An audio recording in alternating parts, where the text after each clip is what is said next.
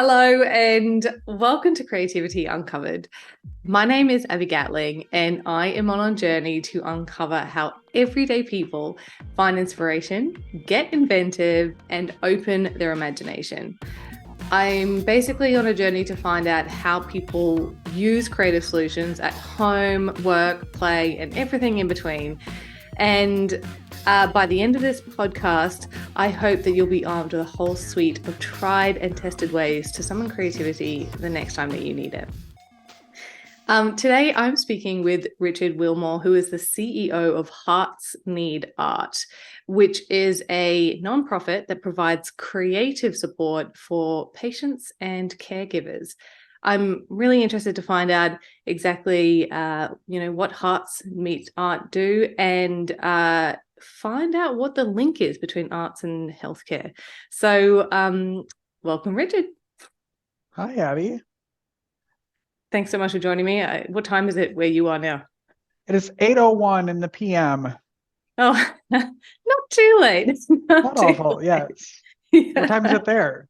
10 a.m. So Oh, nice. A wow. very respectable time. I think last time it Yes. was like the middle of the night when I was talking to you. So anyway, Yikes. the joys of international podcasting. Yes. Um, so I am excited about our conversation today, but I thought we should start off because I've not really come across an organization that does what you guys do. So let's start there.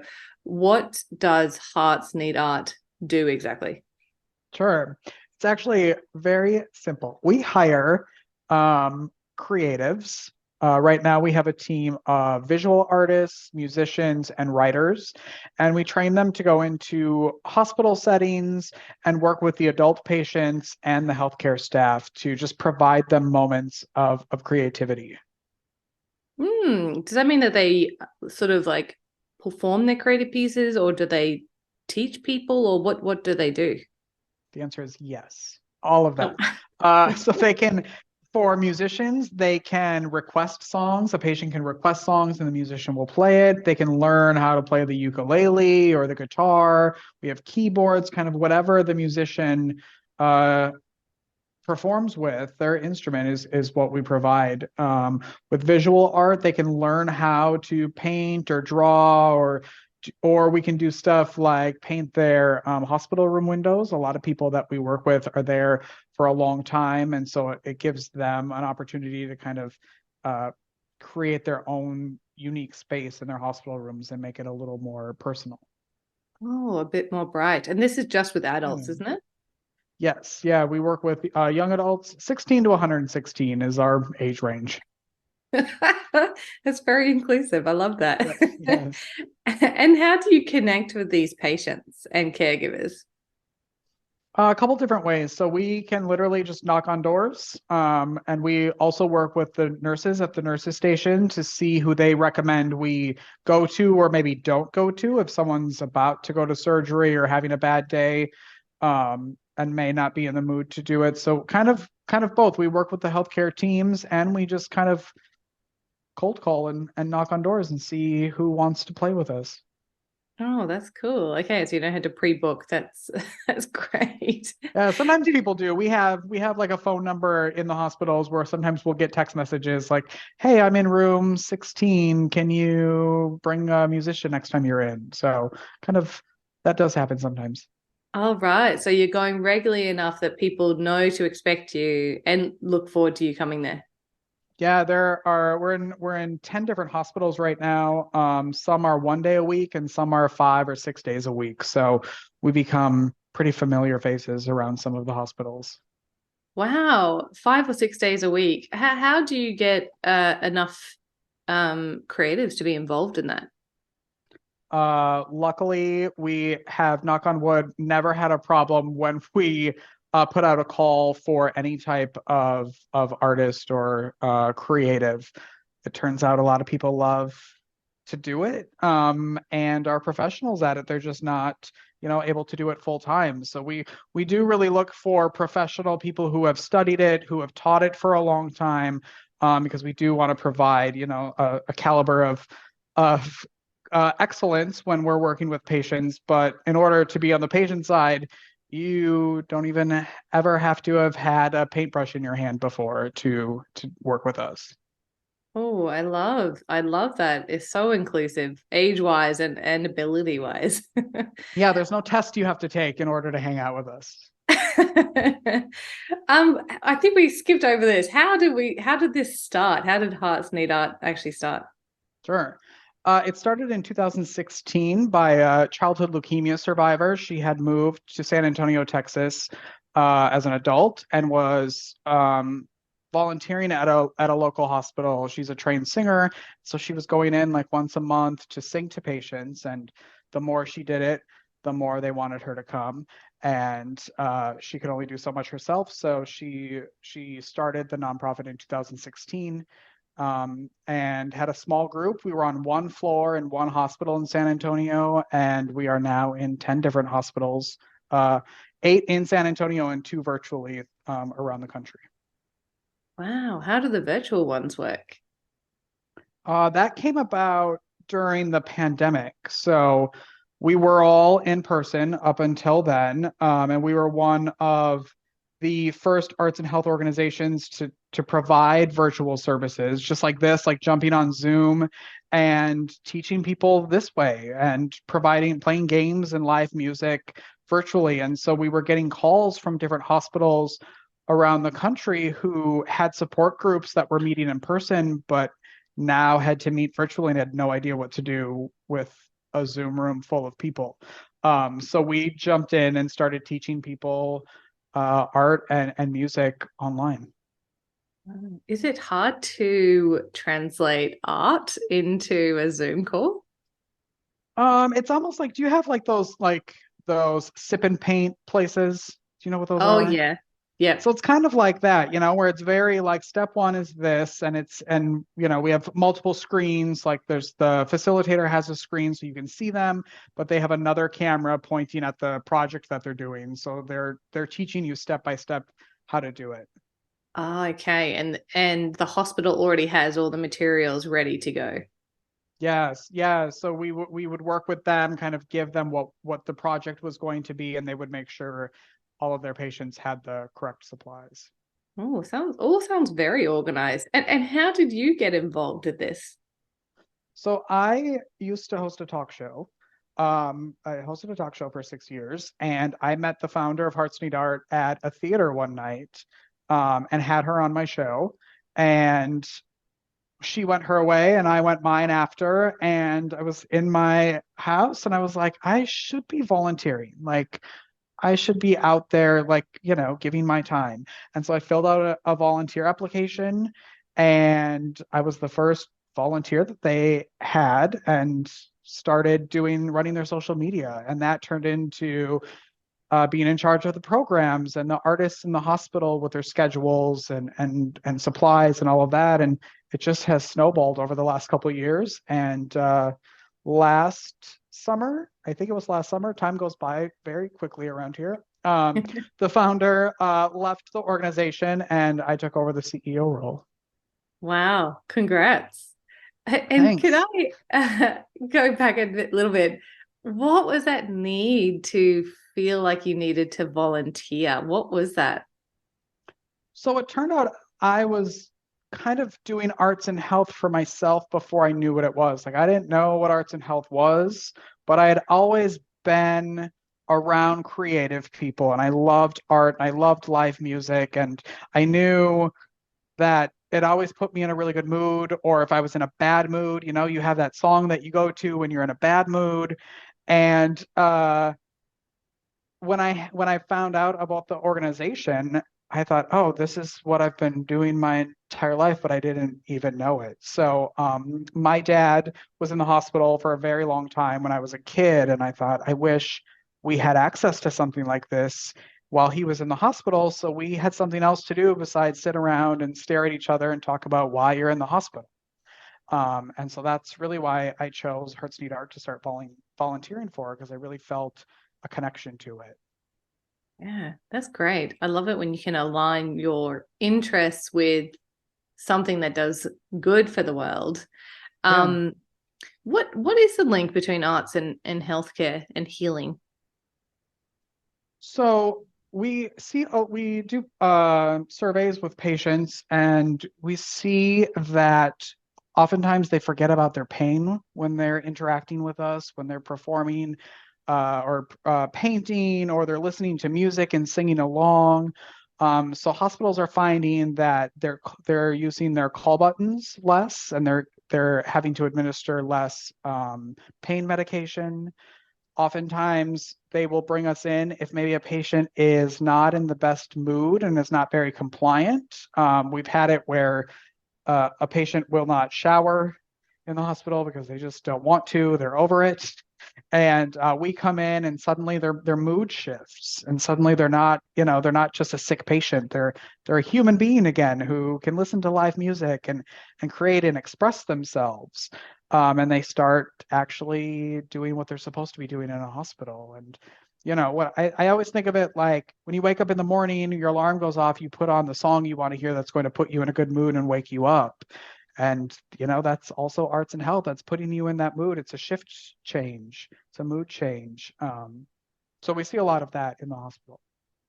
Yeah, I wonder what that is. Like, what is it about arts that taps into your mood change? Is there any research behind that? Yeah, there's a ton of research. It's I'm not smart enough to spit it all out at you. But there's a Put you on the ton. spot there. Yeah.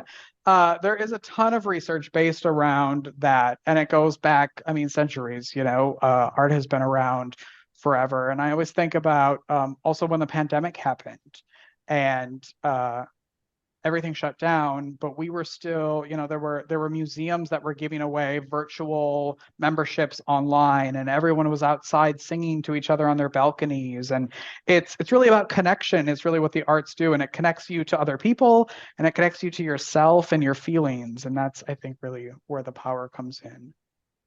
Oh, yeah, yeah. Art is a connector, isn't it? And I Mm, suppose you've got your creators going into these spaces. They don't know the patients, yet they almost instantly seem to form a bond with the patient through their art. exactly. Yeah, I mean, sometimes we don't even know their names.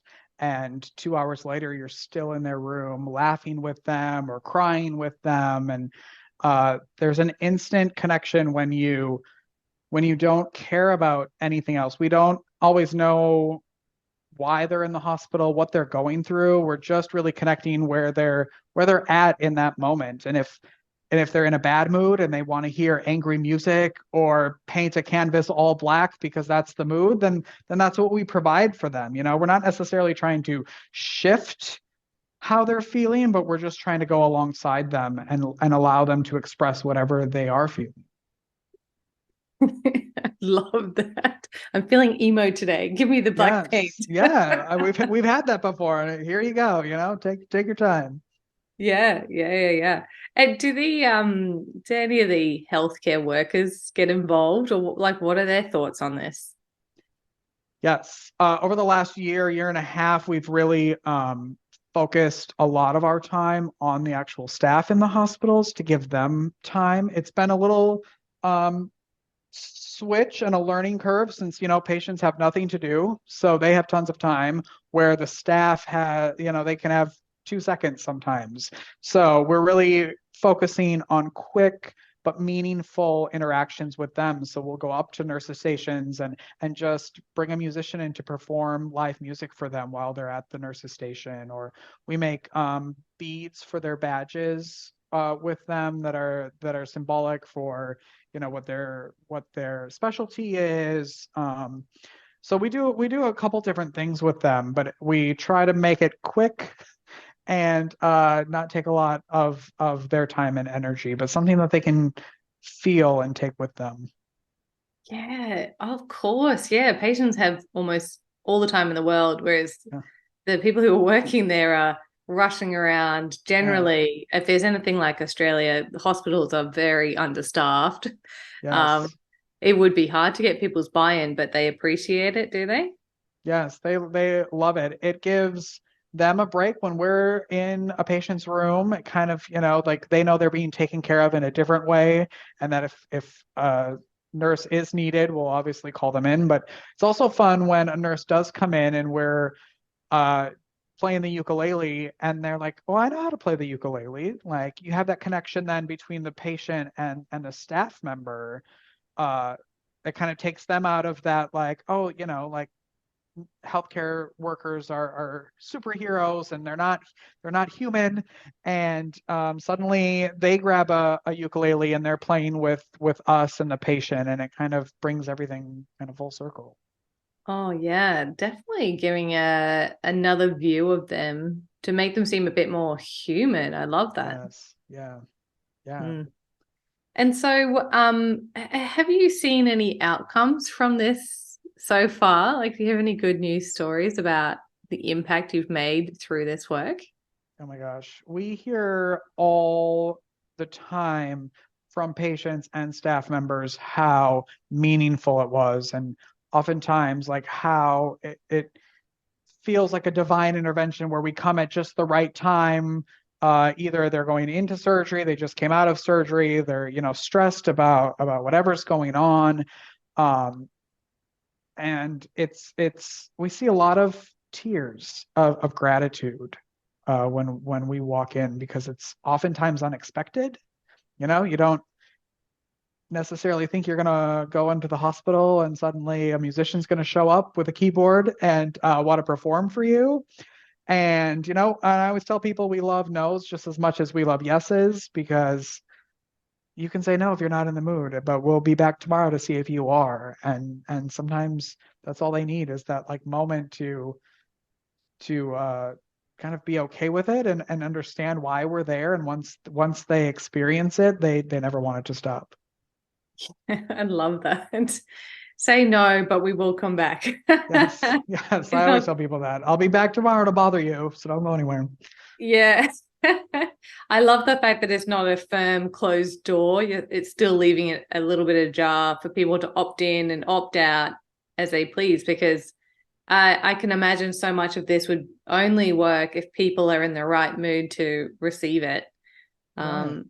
Yeah. And it's also finding like what art form you connect with. So just because you don't want to paint or draw, like maybe you want live music, so we bring in a musician for you. So it's also giving them some choice. When you're in a hospital, you don't have the opportunity to really say no or make choices while you're in there. You're just there fighting for your life, and we provide an opportunity to do what you want to do.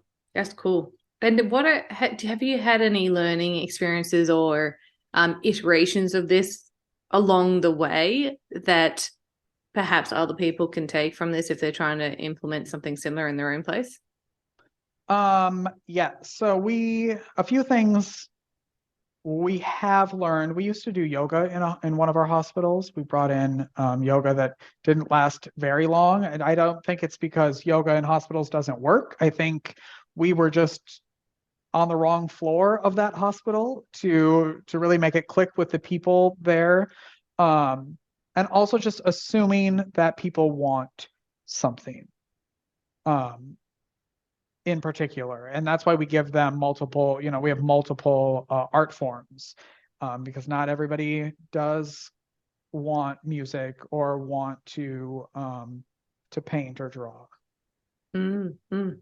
And you're a not-for-profit, so how does this run? How are you funded? Through the lovely people who donate to us every month, and grants and fundraisers. So donations and grants. That's great. And the people who donate, are they people who've experienced your program, or how do they find you? Yeah, some are. Some, we work in hospitals, so it's kind of difficult to be on social media all day showing what we're doing because of patient privacy laws. So it is people who connect with the arts, who know someone who has received our services. Maybe, some are workers in the hospital, some are family members.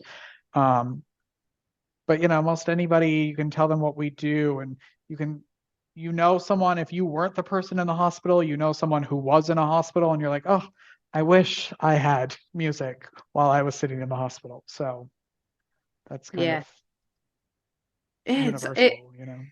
it's such a relatable thing because, yeah, as you said, is like if you haven't been in the hospital yourself for an extended period of time, you know someone, or you know someone who knows someone. I think that's one of the issues that certainly, like I've worked with some not-for-profits in the past, and one of the issues that when people just cannot relate to the cause because they've no frame of reference. Yeah. Your cause here is someone knows someone who knows someone who's been in that Yeah. situation, so it's so much Yeah. easier to relate, and then so much easier to open your wallet to support it. Yeah.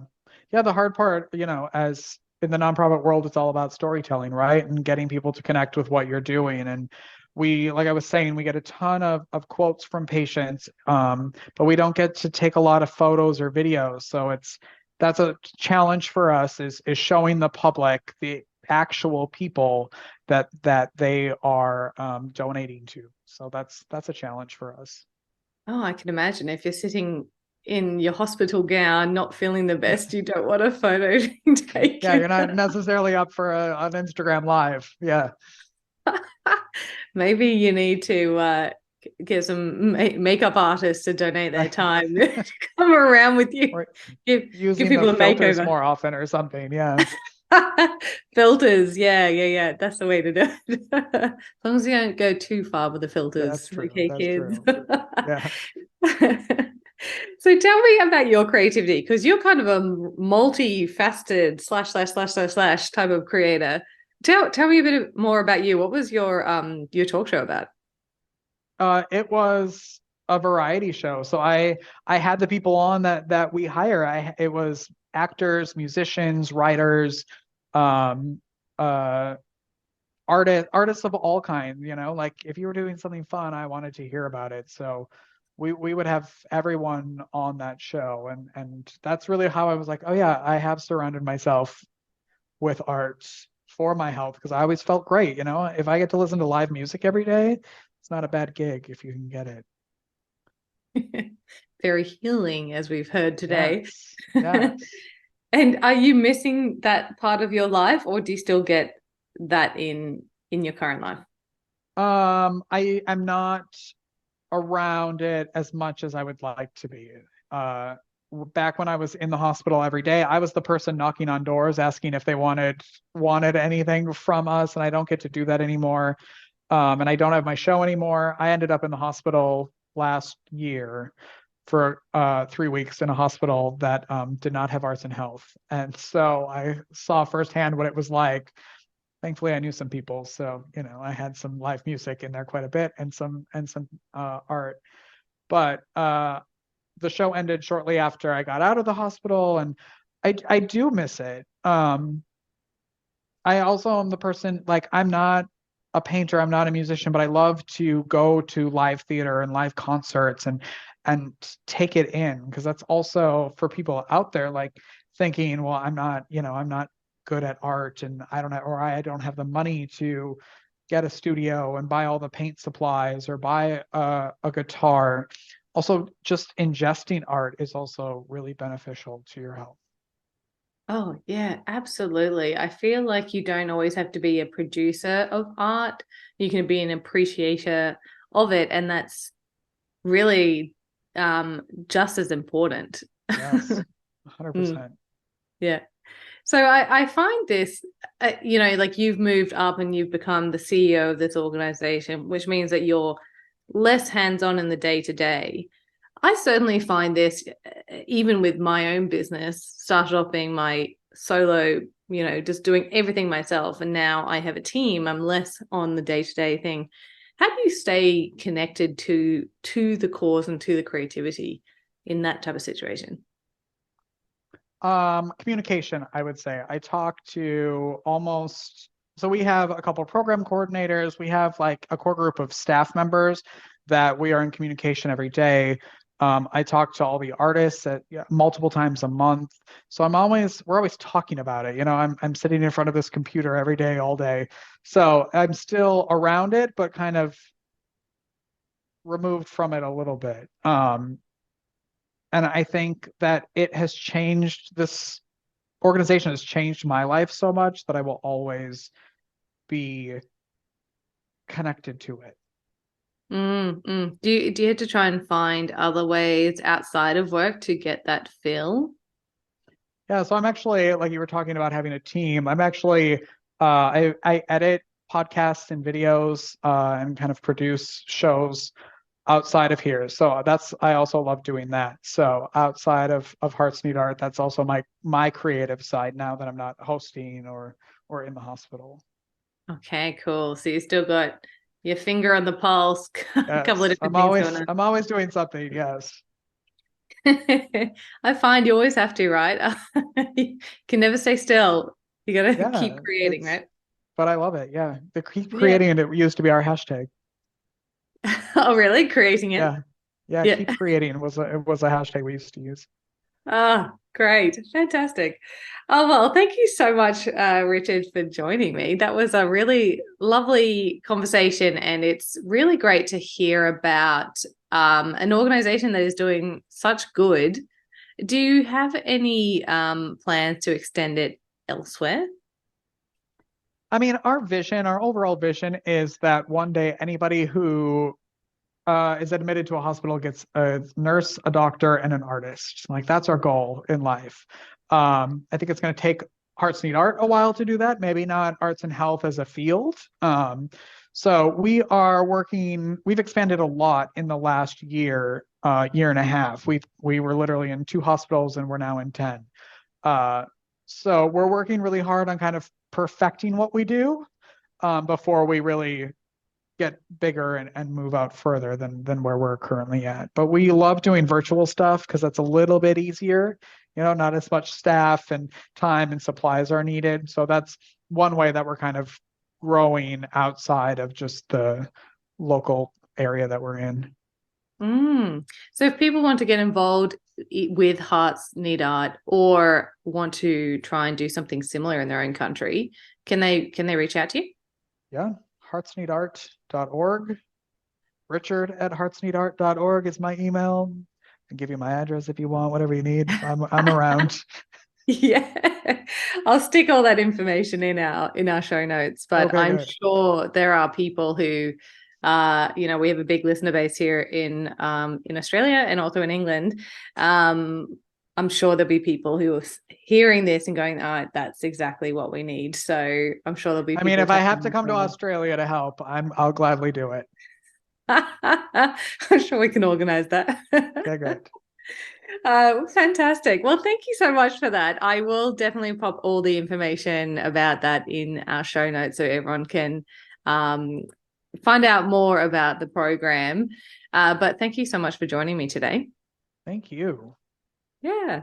And thanks to everyone who's actually tuned in to listen to Creativity Uncovered. I really hope that this episode has inspired you. And as always, it helps you summon creativity the next time that you need it.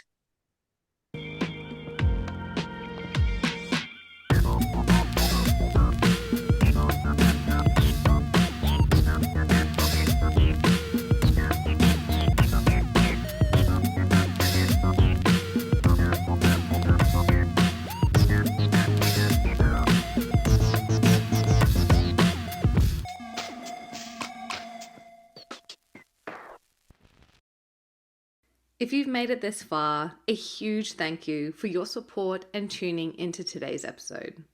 Creativity Uncovered has been lovingly recorded on the land of the Cubby Cubby people, and we pay our respect to elders past, present, and emerging. This podcast has been produced by my amazing team here at Crisp Communications, and the music you just heard was composed by James Gatling. If you liked this episode, please do share it around and help us on our mission to unlock more creativity in this world. You can also hit subscribe so you don't miss out on any new episode releases.